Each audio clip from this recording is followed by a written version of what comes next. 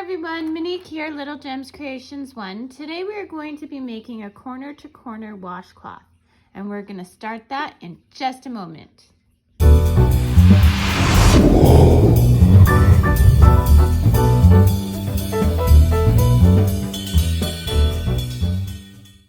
Hi everyone, Monique here, Little Gems Creations 1. Today we are going to be making a corner to corner washcloth. You're going to need some 4-ply worsted weight medium yarn. I'm using cotton. You should usually use cotton when you're making washcloths. I don't have a label, sorry. I tend to lose labels. You're going to need a 5mm crochet hook. You're going to need a pair of scissors and a darning needle.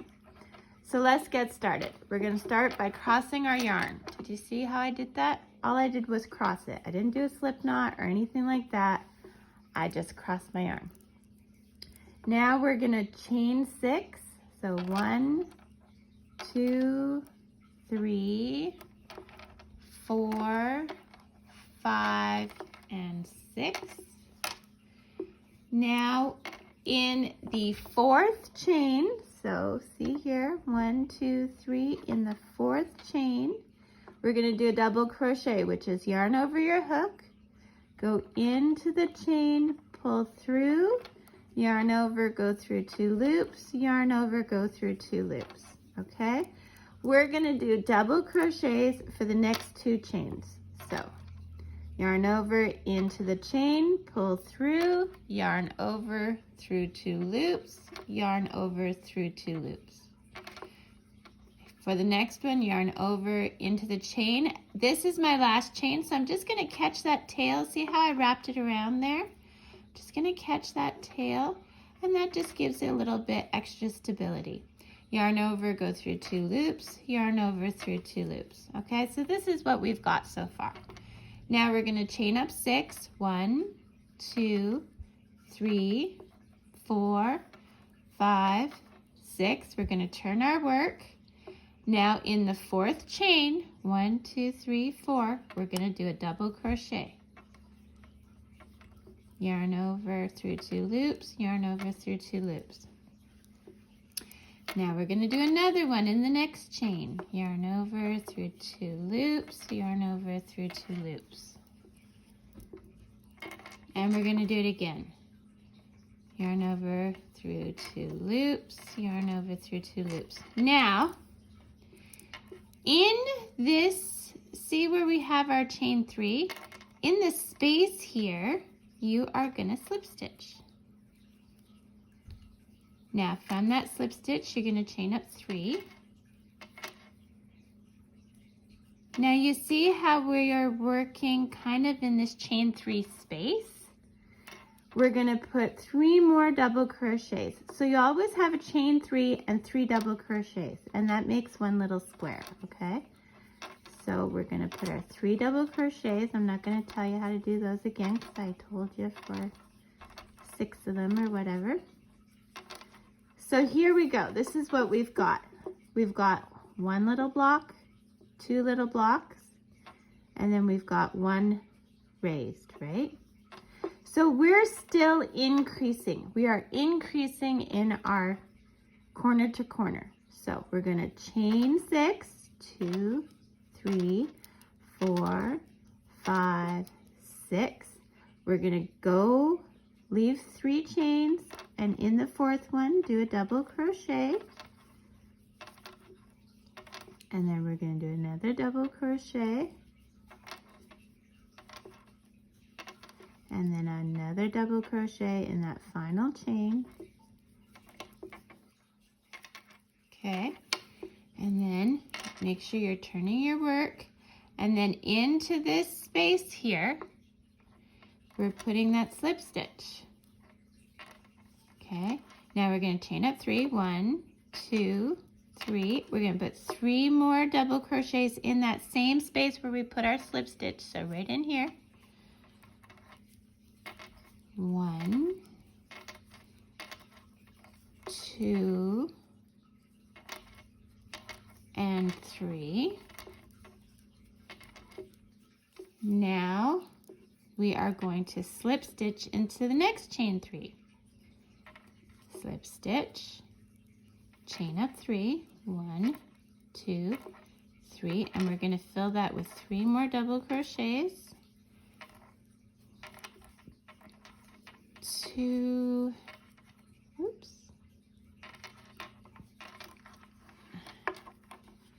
and 3.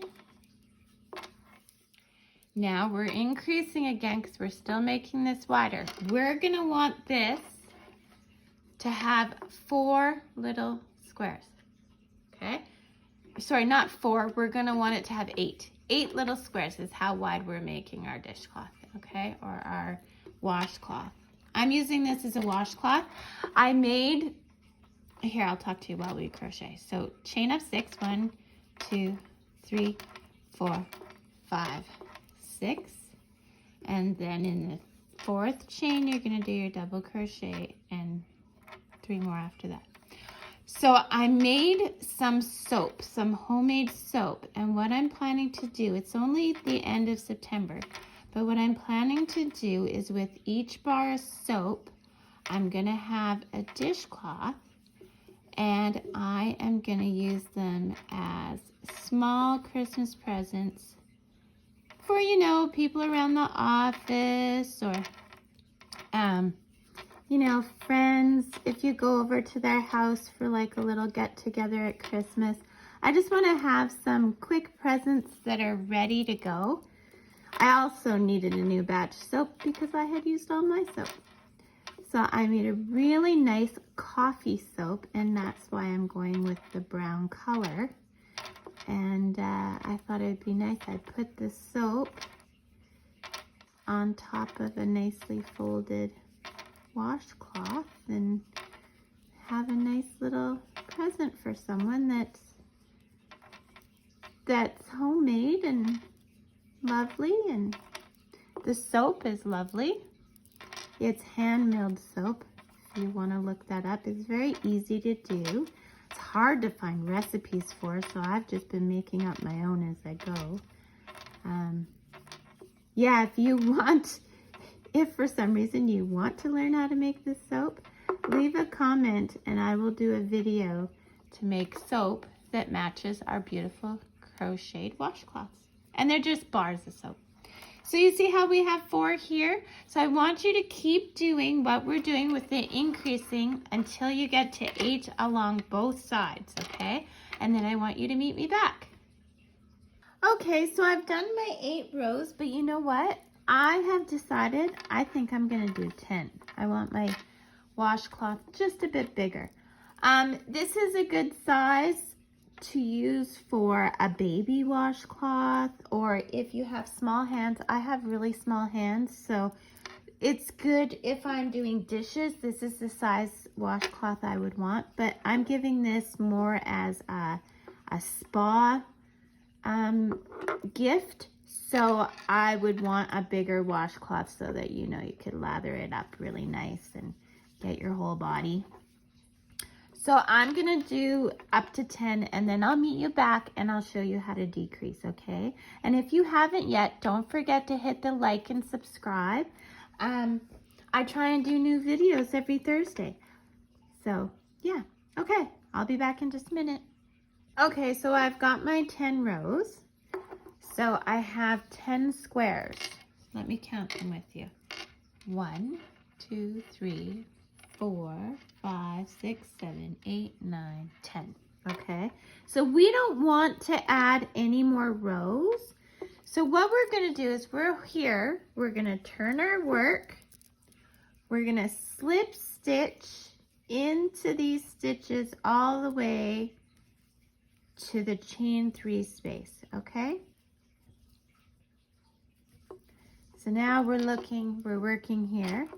We're going to chain up 3, and we're going to do our 3 double crochet, and we're just going to finish the row like we did last time, okay? So you do your 3 double crochet, and then you slip stitch into the chain 3, and then you chain up 3, and then 3 double crochets. So this soap that I am putting with this washcloth is a coffee soap, and it was so fun to make. I don't make soap like with lye and all that. I do what's called hand milled soap, which you take your regular bar of soap, like pure soap, like Ivory or something like that, and you just grate it with a cheese grater. And then what you do is you add your different scents or essential oils. I always add oatmeal to my soap because it's a very gentle moisturizer. I used to give my children baths with an oatmeal bath bomb kind of thing. I would just take a tablespoon of oatmeal and put it in a face cloth with an elastic and make the water murky with the oatmeal bath bomb, and it would help with any dry skin issues. So I always put in some oatmeal when I make soap, unless I forget. I have been known to forget on occasion. So any leftover soap shards that you have, you know, where you're in the shower and you've got just that sliver of soap that is just so small, I just throw those in a bag until I have quite a few, and then I make sure that I have some of my Ivory all natural plain soap. I usually buy it when it goes on sale. You can get like 10 bars or something like that for $4. And then I add the things to make it different, you know, special. So this coffee soap, I used fine grind coffee, and I used, believe it or not, some of that International Delight instant coffee mix. And this soap, and of course I used my oatmeal, and I didn't have to use any essential oils because the coffee gave it enough of a scent. And it turned out gorgeous. I just love it. It's curing right now, but the smell is just heavenly. I love it. And so I thought, this is a great present. So not only do I get soap that I really love and I didn't have to, you know, I can control what's in it. I do try to quite often support local crafters and buy handmade soap from them. But I really like, oops. Okay, sorry, talking away. So now you see how I'm up at my 10? So I've got my 10, and I would 2, 4, 6, 8, 10. I don't want to increase. So what I'm going to do is I'm going to turn my work, this way so my yarn's at the back, and I'm just going to slip stitch all the way to the chain 3 spot, and then I'm going to do my next decrease row. So this is how we decrease. Okay, and then do your 3 double crochets and continue on your row. And if you're talking, you'll do your row before you know it. So to finish what I was saying, I do try and support local crafters and buy their soap, but a lot of crafters don't put oatmeal in their soap, and I don't understand because it doesn't have a scent really. So you can have it in any kind of soap, any kind of smelling soap that you want, and it's just a nice natural moisturizer. So by making my own soap, I can guarantee it's in there unless I forget, which has happened. But yeah, so that's what I did. Made this beautiful coffee soap, and like I said, I'm going to use them as gifts. I'm sure you could even sell this little bundle at a craft sale or online. If you're selling it online though, then you have to mess around with shipping and whatnot. And I find I have an Etsy store, which I will put a link to in my description. But I find messing around with shipping, especially from Canada, is very expensive. And no one really wants to pay the shipping. They want it, I don't know. It's just not worth it to me. This is the better kind of thing to do at a craft sale or at a market. If you have a farmer's market, this is a perfect kind of thing. You can do your crocheted washcloth with your soap. And the soap, like I said, is so easy to make. So the soap that I made, I'll give you the recipe right now while we're working on this. The recipe was, at least what I did 2 cups of grated all natural soap. But like I said, if you have any soap ends that you want to use or whatever, little soap slivers. When you go to hotels, they have the soap that you use and then they just throw it out anyway. So I always just take the soap that I've used, the little bar soap. I just throw it in a baggie and take it home. And anyway, so you grind up 2 cups worth of soap, and then you add 2/3 of a cup liquid. Now, when you're making soap, you want to use distilled water, but if you decide not to use distilled water, you can use milk, or you can use goat milk, or you can use an infused water, but the water should be distilled. And the distilled water part is so that there's nothing growing in your water. Okay, so you see I've got to the other end. I'm going to slip stitch into here, turn my work, and slip stitch into the stitches until I get back to my chain 3 space. And then I'm going to chain up 3 and go to the other side. So yeah, so then 2/3 of a cup water, distilled water, and you put that in a double boiler. Some people use slow cookers. I use a double boiler. And you melt the soap and water together. Now, it doesn't really melt into a liquid. It more melts into, like, you know what it reminds me of? That marshmallow fluff. If you ever made ghost gum or you buy the marshmallow fluff in the jar, it's got that consistency.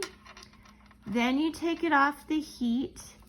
You mix in your scent. So my scent for the coffee soap was, I did 3 tablespoons of the International Delight French vanilla.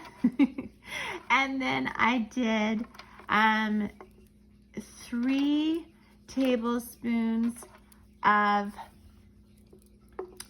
the fine grind, and that acts as an exfoliant within your soap, so you know it'll get rid of that dead skin. So 3 tablespoons of the fine grind coffee, and then I put 1 tablespoon of the oatmeal, and this oatmeal I pulverized in a coffee bean grinder. And then you mix those 3 scents together. Now you add that to the marshmallow mix and you mix it really, really, really, really, really well. And then you pour it into what you're going to use for a mold. Now, I used a mini bread pan, and I just, you want something that, some kind of, I used like Pam cooking spray so that my soap wouldn't stick. So I use that in there and I put my soap into that. Then you have to leave it overnight in the pan to cool and to harden. When it's ready, and don't be impatient like me. My husband's always teasing me about being impatient. When it's ready, oh, we're at the other end again. So we're slip stitching, turning our work and slip stitching across. When it's ready, you should be able to plop it out of the bread pan. I put it on parchment paper, so I you bang the pan on the counter on the parchment paper. And yeah, and if it pops out, then it was ready enough to pop out. Then you take it from there and you cut it into 1-inch bricks. Now I was being picky, and even though my pan tapered, I went to the hardware store and I bought a miter box so that I could cut my soap.